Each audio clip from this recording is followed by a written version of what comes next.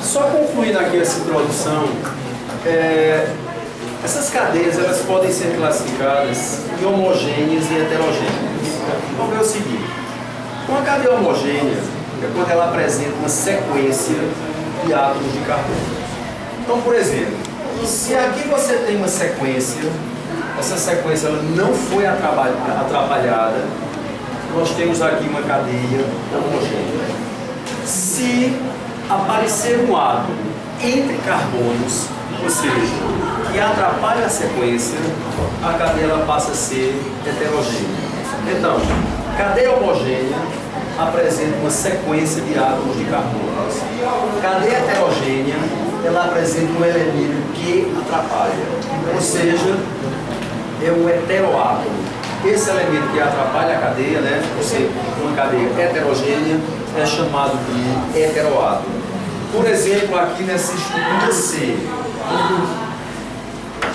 nós temos aqui uma sequência de carbonos ou não? Não. Letra C, nós temos aqui uma sequência de carbonos ou não? Temos. Nós temos o oxigênio, mas o oxigênio não está atrapalhando. Temos outro oxigênio aqui, ele também não está atrapalhando.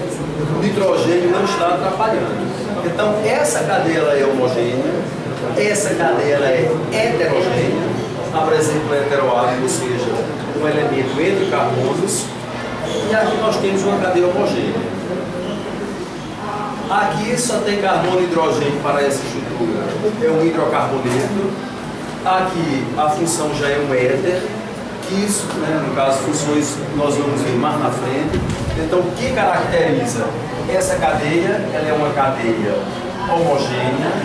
Essa cadeia aqui, ela é uma cadeia heterogênea. Essa cadeia, ela é uma cadeia homogênea. Apresenta sequência. Função, nós temos aqui um hidrocarboneto, só apresenta carbono e hidrogênio, já foi colocado ali.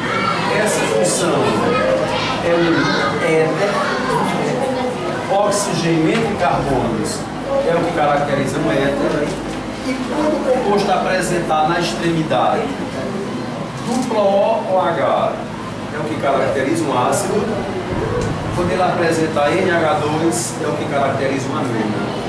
Então aqui nós temos um aminoácido. O que caracteriza uma amina é o radical NH2 ou grupo funcional. O que caracteriza um ácido é C-duplo-OH. O que nós estamos vendo agora é classificação. O que está interessando. Homogêneo porque nós temos sequência, heterogêneo porque tem um elemento que atrapalha a sequência de carbonos, e aqui homogêneo porque nós temos uma sequência. As funções, hidrocarboneto, éter, aminoácido, isso a gente vê na sequência do curso. Dúvidas? Pode copiar aí. Se não tem